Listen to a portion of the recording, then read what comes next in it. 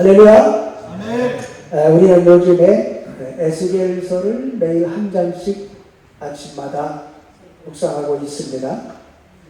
에스겔이 하나님의 말씀을 전했을 때 이스라엘 백성들은 에스겔에게 저분 참 노래 잘하시네.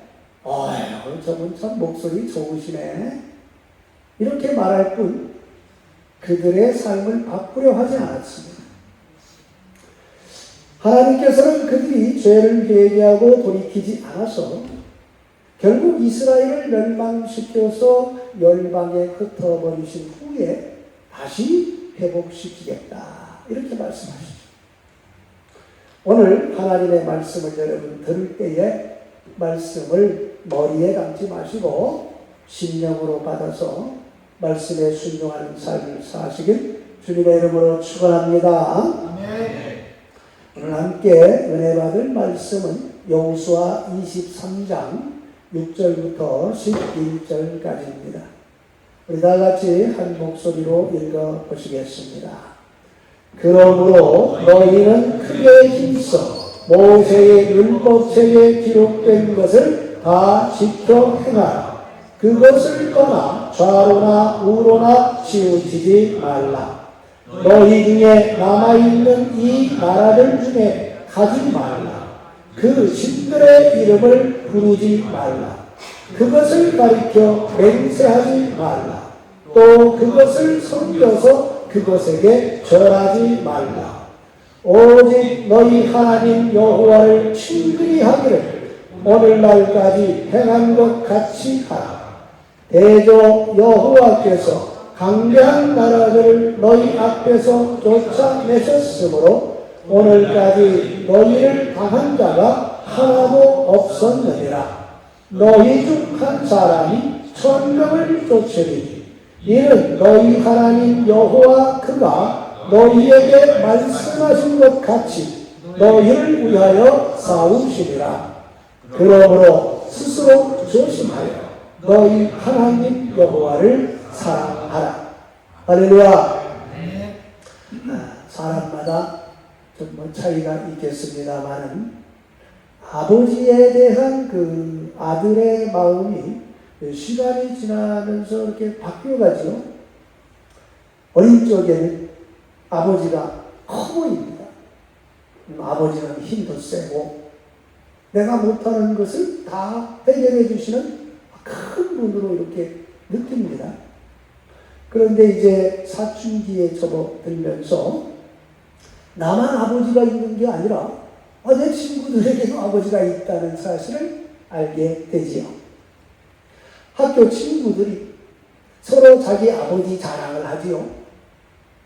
그때 내 아버지가 친구들 아버지보다 능력이 훨씬 나오면 괜찮은데 많이 부족하면 갑자기 내 아버지가 무능한 인간으로 보이기 시작합니다. 아버지의 한계를 깨닫게 되는 것이죠.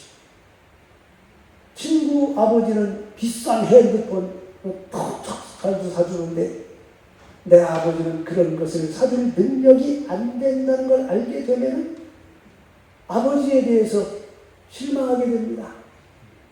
그때부터 이제 아버지와 대화가 잘 안 돼요.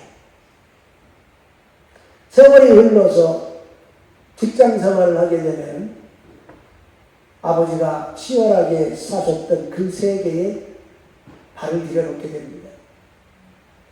직장 생활 쉽지 않지요.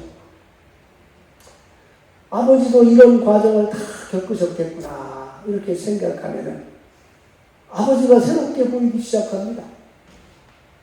그 후에 이제 결혼을 해서 자녀를 막 키우게 되지요. 자식 키우는 거 쉬운 일 아닙니다. 그때 아버지가 위대해 보입니다. 아버지가 위대해 보이면 철이 든 거예요.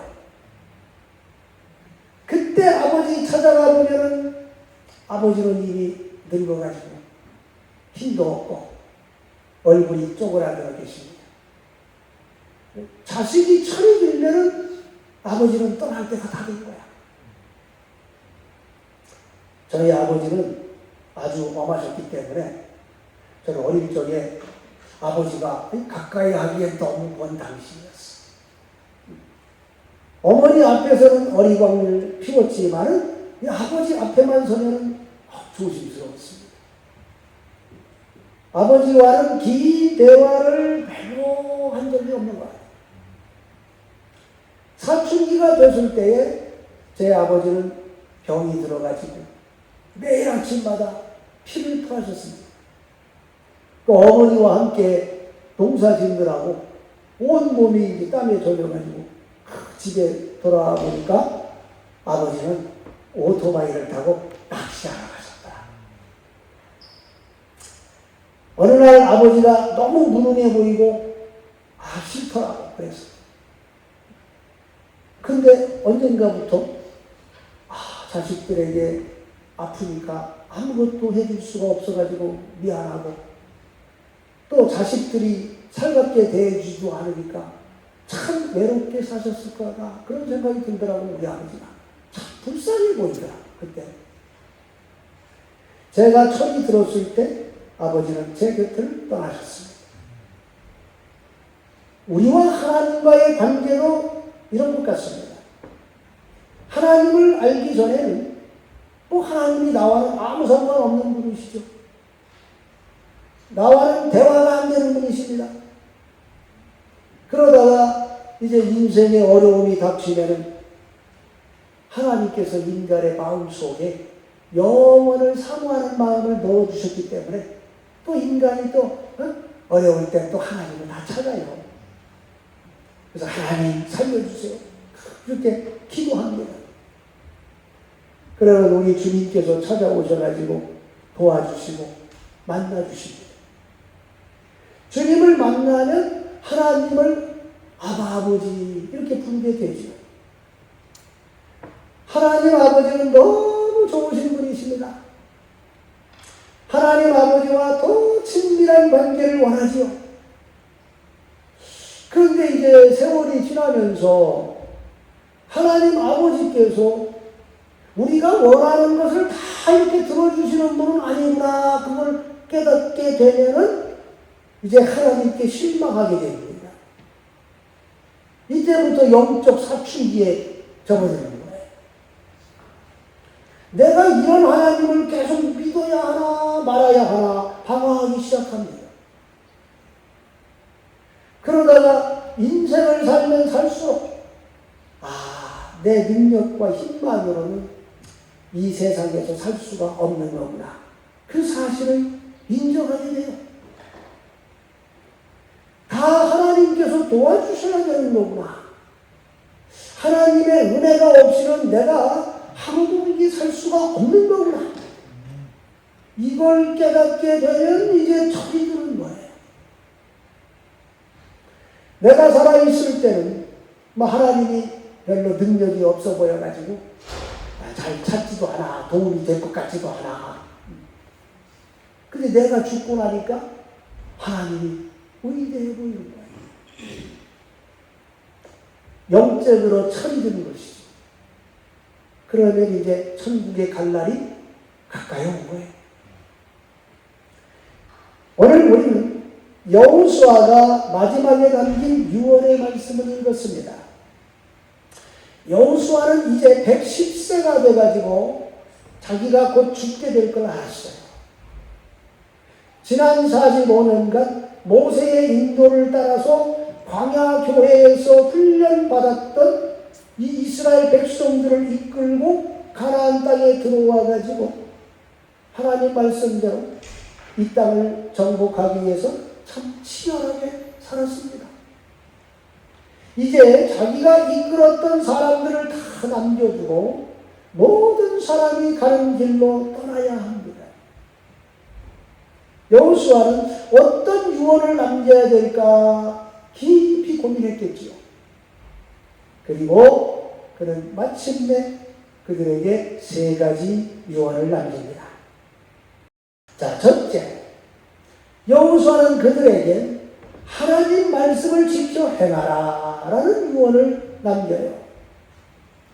6절 말씀을 보시면 여호수아는 그들에게 모세의 율법책에 기록된 것을 다 지켜 행하라. 그것을 떠나서 좌로나 우로나 치우치지 말라고 말했습니다. 하나님께서 모세를 시내산 꼭대기로 불러 올려서 천사를 통해 직접 돌판에 새겨주셨던 십계명과 천사가 모세에게 전해줬던 하나님의 율례와 법도를 다 지켜 행하라고 말했어요. 여호수아는 이스라엘 백성들이 특별히 경계해야 될 것이 있다고 말합니다. 자, 7절을 다 같이 읽어보시겠습니다. 너희 중에 남아있는 이 나라들 중에 가지 말라. 그 신들의 이름을 부르지 말라. 그것을 가르쳐 맹세하지 말라. 또 그것을 섬겨서 그것에게 절하지 말라. 한마디로 하나님께서 진멸하고 정복하라고 한 가나안 족속들이 섬기는 신들의 이름을 부르지도 말고 그들의 신을 섬기지 말라는 유언을 남겼습니다. 아니, 왜 여호수아는 이걸 염려한 걸까요? 그들이 우상 숭배에 빠질 위험이 있다는 것을 잘 알고 있었기 때문입니다. 그들의 조상들이 광야에서 모세의 지도를 받으며 신앙 훈련을 할 때에 여호수아가 이미 그런 일을 봤기 때문이에요. 모세가 하나님의 부름을 받아서 시내산 꼭대기로 올라가가지고 목숨을 걸고 40일간 금식을 했습니다. 물도 마시지 않는 온전한 금식을 했습니다. 인간적으로는 도저히 불가능한 금식이었습니다. 완전히 자신을 죽이고 온전히 하나님께 생명을 맡기는 거죠. 이스라엘 백성들은 시내산 아래에서 모세가 하나님을 만나고 있다는 걸 확신하고 있었습니다. 왜냐하면 시내산 꼭대기에 짙은 구름과 우레와 번개가 치고 맹렬한 불이 임해 있었기 때문입니다. 그곳에 여호와 하나님께서 친히 임하셨다는 것을 직접 눈으로 보여주셨습니다. 모세는 그곳에서 하나님을 만나고 있었습니다. 구름이 그곳에 머물러 있는 한 시내산 꼭대기에 하나님께서 여전히 임하고 계셨다는 것이죠. 이스라엘 백성들은 하나님의 임재를 보면서 두려워했습니다. 그런데 40일이 거의 다 돼가는데도 모세가 내려오지를 않자 그들이 웅성거리기 시작했습니다. 이거 모세가 죽은 건 아닐까? 라는 의심의 씨앗이 누군가의 입에서 흘러나왔고 그 의심은 누룩과 같이 온 이스라엘 백성들의 마음을 오염시켜버렸어요. 그들은 모세가 죽었을 것이라는 여러 가지 근거를 생각하기 시작했습니다. 아니, 사람이 물이라도 마시면서 금식한다면 뭐 열흘 정도는 금식할 수 있을지 몰라도 물도 마시지 않고 어떻게 40일간을 금식할 수 있겠습니까? 아직까지 모세가 내려오지 않는 걸 볼 때 그는 거기서 죽었다, 이런 확신을 가지게 되니까 그들은 이제 더 이상 앉아있을 수가 없었던 것이죠. 그들은 모세의 형 아론을 찾아가가지고 모세가 죽었으니까 빨리 우리 대책을 세워야 한다, 이렇게 말해. 아론이 아니다, 모세는 살아있다, 이제 곧 내려올 것이다, 좀만 기다려라, 이렇게 말하지 않았습니다. 그 역시 저 시내산에서 지금 무슨 일이 벌어졌다, 이렇게 생각하고 있었던 거예요. 결국 아론은 각 지파의 족장들을 불러 모아놓고 앞으로 어떻게 할 것인지 대책회의를 합니다. 족장들은 그들을 인도하는 모세가 죽어가지고 하나님의 약속의 땅에 들어가는 건 이제 불가능하게 됐으니까 우리 애국으로 다시 돌아갑시다, 이런 결론을 내요. 그들이 아론에게 우리를 애굽으로 인도할 신을 만들라고 독촉합니다. 그런데 여러분, 애굽에는 수많은 신들이 있습니다. 하나님께서 애굽에 내렸던 그 10개의 재앙도 사실은 애굽의 신들에 대한 재앙이었거든요. 그게. 그 많은 애굽의 신들 중에 어떤 신을 섬겨야 할까요? 그들은 애굽 신화에서 풍요와 죽음과 부활을 상징하는 이집트 왕권과 이 태양 숭배의 중요한 상징으로 숭배되었던 아피스 신 상을 만들기로 결정합니다. 이 아피스 신은 황소 형상을 갖고 있었어요. 그들이 애굽에서 나올 때 애굽 사람들이 그들에게 제발 좀 빨리 좀 나가달라고 사정하면서 집에 있던 금은 장신구들을 다 줬습니다. 그 이스라엘 백성들이 가지고 있던 금을 모아가지고 아론한테 갖다 줍니다. 그랬더니 아론이 그 금 장신구들을 불 속에 집어넣어가지고 녹여서 황금 송아지를 만들어내요. 온 이스라엘이 그 앞에서 축제를 벌이며 황금 송아지 앞에 엎드려 절을 했습니다. 이때 여호수아는 시내산 중턱에서 모세를 기다리고 있었기 때문에 이 사실을 몰랐습니다. 여호와께서 모세에게 십계명을 돌판에 새겨주시고 모세야 빨리 내려가라. 너희 백성이 부패하였느냐 이렇게 말씀합니다.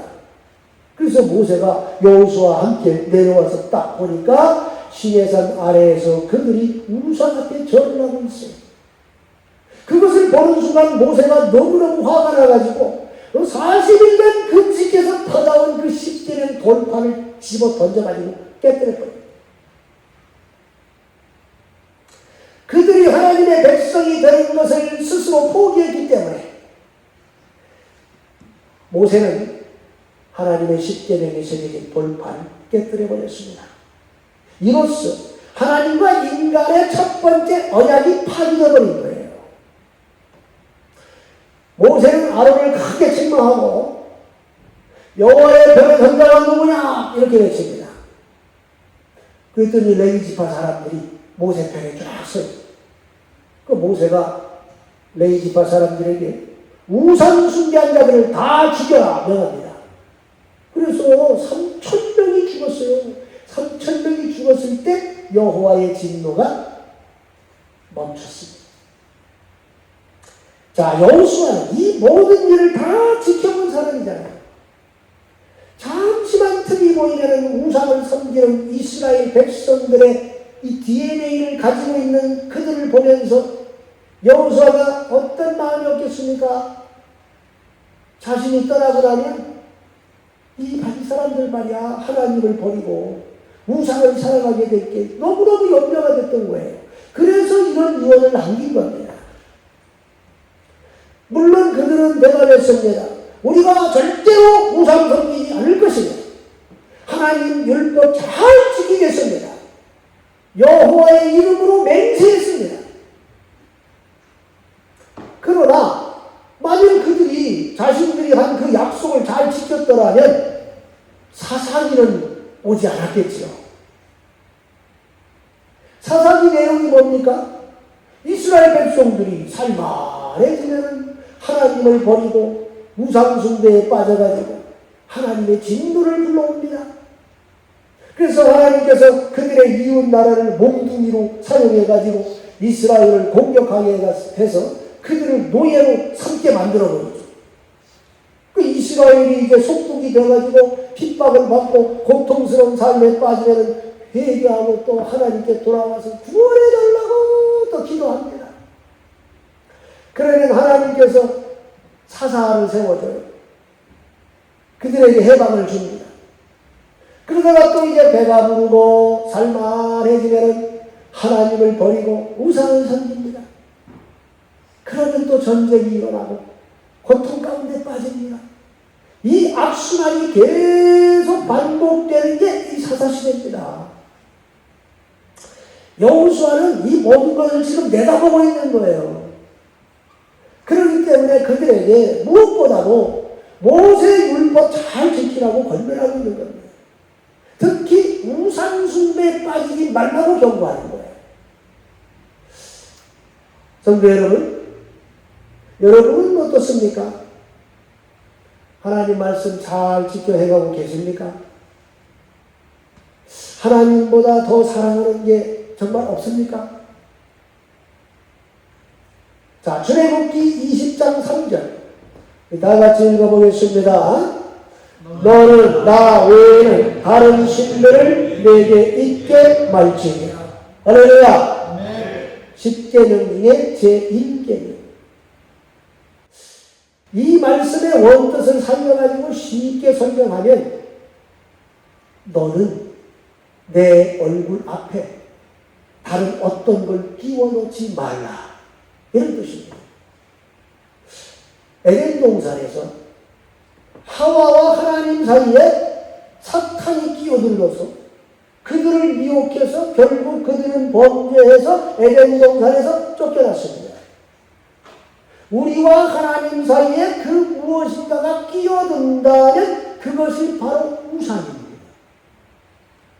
우리와 하나님 사이에 다른 무엇인가가 끼어들면 우리가 하나님을 볼 수가 없습니다.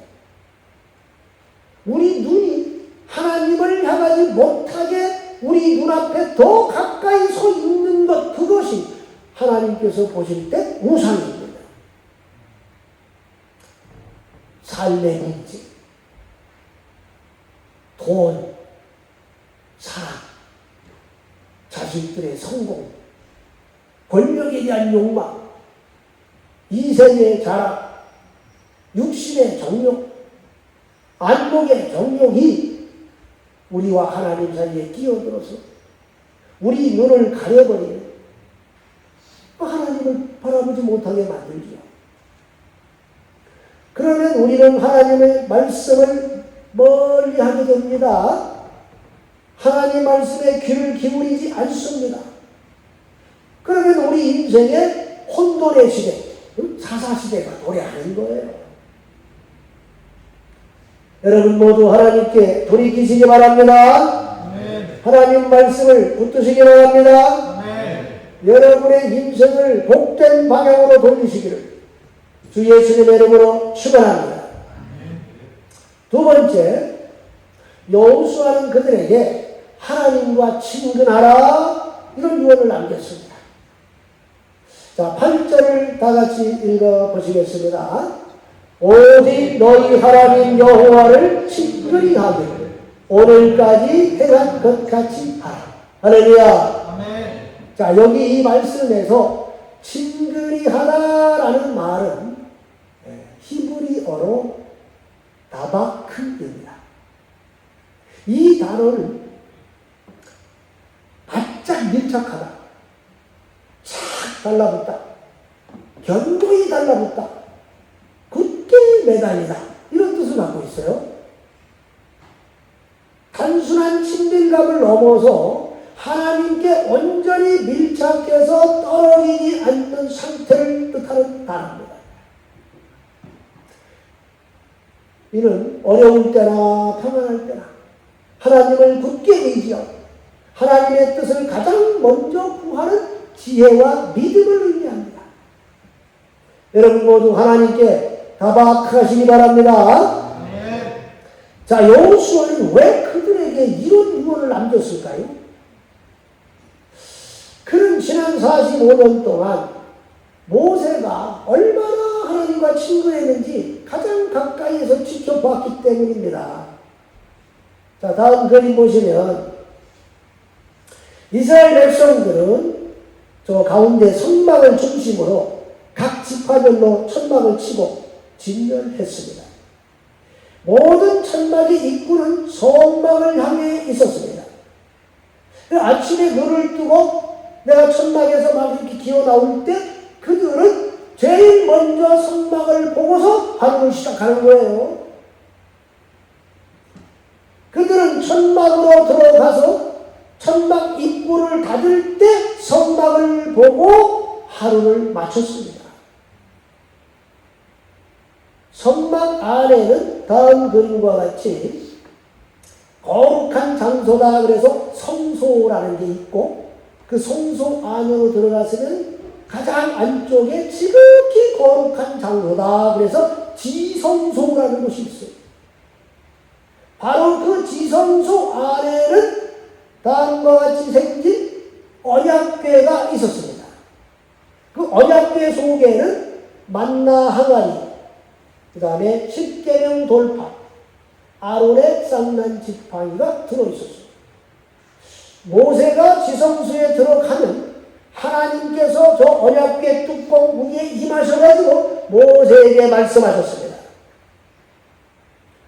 바로 이 지성소에서 다음 그림과 같이 낮에는 구름 기둥이 쫙 피어 올라가지고 지력을 덮어가지고 시원하게 해주시고, 밤에는 불기둥으로 바뀌어가지고 따뜻하게 해주셨어요. 그러다가 저 구름 기둥이 지성소에서 쫙 떠오르면 제사장들이 빨리 성막을 정리해야 되고 백성들은 자기 천막을 막 빨리 걷어야 됩니다. 그래서 저 구름 기둥이 이동을 하면요, 그 구름을 따라서 이동해야 됩니다. 근데 나는 힘들어요. 나 너무 귀찮아요. 나 피곤해서 싫어요. 나 좀 더 잘래요. 그러고 그대로 남아있으면 하나님의 임재의 상징인 구름에서 벗어나요. 그러면 낮에 이제 광야의 장렬한 태양빛과 밤에는 또 혹독한 추위와 광야의 들짐승에 의해서 죽게 되는 겁니다. 그들은 광야에서 40년간 하나님과 동행하는 훈련을 한 거예요. 하나님께 붙어있지 않으면 죽게 된다는 것을 40년 동안 배웠습니다. 그런데도 불구하고 여호수아는 이 하나님의 백성들이 여전히 하나님과 친밀한 관계를 버리고 하나님을 떠날 것이 걱정돼가지고 여호와를 친근히 하라, 이런 유언을 남기고 있는 거예요. 제가 지난주에 한 집사님을 만나가지고 성경을 좀 읽으시라고 이렇게 권면하면서 주님께서 어떻게 저에게 말씀을 통해 역사했는지 간증을 했습니다. 그랬더니 그 집사님이 듣다가 저 목사님 죄송합니다만 주님께서 정말 그렇게 말씀하신 게 맞아요? 라고 묻더군요. 그래서 제가 집사님, 성경에서 여호와께서 가라사대 예수님께서 말씀하시기를, 성령께서 이르시기를, 이런 말로 시작된 내용을 다 빼고 나면 성경에 아무도 남는 게 없습니다. 그렇게 말했어요. 하나님께서는 어제나 오늘이나 영원토록 동일한 분이시기 때문에 예전에 누군가에게 말씀해 주셨다면 오늘도 여전히 말씀해 주실 수 있는 거 아닌가요? 이렇게 물었더니 이해하시죠? 성도 여러분, 하나님은 우리 아버지십니다. 믿습니까? 아멘. 세상의 아버지들이 제일 원하는 게 뭔지 아세요? 자녀와 친밀한 대화를 원합니다. 세상의 아버지는 자녀의 마음을 잘 헤아리지 못해가지고 대화가 잘 안 되는 게 늘 안타까워요. 그러나 하나님 아버지께서는 모든 걸 다 아십니다. 우리 심령과 폐부를 아십니다. 우리를 어머니 모태에서 조성해 주시고 우리에게 우리 육체에다가 영혼을 불어넣어 주신 분이십니다. 우리의 인생이 이 땅에서 한 날도 시작되기 전에 우리 인생의 모든 날이 여호와의 책에 다 기록되어 있는 줄 믿으시기 바랍니다. 그러니까 여러분이 굳이 입을 열어서 말하지 않아도 하나님 아버지께서는 여러분의 마음의 고통과 슬픔을 다 아십니다. 여러분의 근심과 염려를 다 아십니다. 여러분의 입장과 처지 다 아세요. 여러분의 비밀 다 알고 계십니다. 그러니까 여러분도 하나님과 친근하시기 바랍니다. 아멘. 하나님께 마음을 열고 대화하시기 바랍니다. 아멘. 하나님 아버지께서는 여러분과 친밀한 교제를 원하십니다. 할렐루야. 아멘. 요한복음 17장 21절 다 같이 읽어보겠습니다. 아버지께서 내가 아버지 안에 있는 것 같이 저희도 다 하나가 되어 우리 안에 있게 하사 세상으로 아버지께서 나를 보내신 것을 믿게 하옵소서. 할렐루야. 아멘. 예수님께서는 우리가 하나님 아버지 안에 거하고 주님 안에 거하는 친밀한 관계를 원하셨습니다. 그래서 성령님을 보내주신 겁니다. 예수님께서 성령으로 우리와 늘 함께 하시는 줄 믿으시기 바랍니다. 아멘. 예수님께서는 우리가 하나님께서 이 세상에 보낸 참 빛 대신 예수님의 그 영을 마음에 모시고 어두운 이 세상을 밝혀주는 세상의 빛이 되길 원하십니다. 예수님께서는 그리스도의 치유와 회복의 능력을 품은 우리가 죄의 결과 일그러진 모든 것들을 회복시키고 죄로 인한 부패를 막는 세상의 소금이 되길 원하십니다. 예수님께서는 저와 여러분이 세상에 그리스도의 향기를 바라길 원하십니다. 세상 사람들은요, 기독교를 비방하지만 참 그리스도인들을 보기를 원합니다. 이를 위해서는 무엇보다도 우리가 예수님과 친근해야 됩니다. 여러분 모두 예수님과 친근하셔서 세상이 보기 원하는 참 그리스도인이 되시기 바랍니다. 아멘. 마지막으로 여호수아는 그들에게 하나님을 사랑하라 이런 유언을 하였습니다. 자, 11절 말씀 다 같이 읽어보시겠습니다. 그러므로 스스로 조심하여 너희 하나님 여호와를 사랑하라. 할렐루야. 아멘. 저는 요즘 중독 상담사 자격증 공부를 하고 있습니다. 마약 중독, 알코올 중독, 성 중독, 담배 중독, 디지털 중독, 운동 중독에 걸린 사람들을 어떻게 치유해야 하는지 배웠습니다. 이제는 기독교 중독 상담사 자격증을 따기 위해서 공부하고 있어요. 중독 전문가이신 한 목사님이 중독은 하나님에 대한 사랑이 깨어진 단계이기 때문에 모든 중독 증상을 이길 수 있는 힘은 성령의 능력뿐이다. 이런 결론을 내주시더라고요. 성도 여러분, 중독 증상은 하나님과 인간 사이에 끼어들어가지고 하나님을 찾지 못하게 만듭니다. 그러나 하나님의 사랑은 마약보다도 강하고 알코올과 담배와 핸드폰 유혹보다도 더 강합니다. 이 모든 중독에서 벗어난 힘은 하나님의 사랑에서 나옵니다. 여호수아는 하나님의 백성들이 결국은 하나님의 법을 떠나가지고 우상 숭배에 빠져서 하나님과의 친밀한 관계를 잃게 될 것을 다 내다봤습니다. 그래서 그들에게 하나님 여호와를 사랑하라 이렇게 유언하는 거예요. 그들이 잘못된 선택을 해서 잘못된 길로 나갔을 때 그들이 다시 회복될 수 있는 길을 지금 알려주고 있는 겁니다. 모든 틀어진 것들을 다시 바로잡을 수 있는 길은 하나님에 대한 사랑을 회복시키는 것이라고 그들에게 알려주고 있는 거예요. 요한복음 14장 21절 다 같이 읽어보시겠습니다. 나의 계명을 가지고 지키는 자라야 나를 사랑하는 자니 나를 사랑하는 자는 내 아버지께 사랑을 받을 것이요 나도 그를 사랑하여 그에게 나를 나타내랴. 할렐루야. 하나님을 사랑하면 그 말씀을 지키게 돼 있습니다. 우리가 누군가를 사랑하면 그 사람이 원하는 걸 해주려고 몸이 막 움직이게 되잖아요. 하나님을 사랑해야 하나님 말씀을 지킬 수 있고 하나님과 친근한 관계를 유지할 수 있다는 겁니다. 하나님을 사랑하지 않는데 말씀을 지키려고 해보세요. 얼마나 힘든데 이게.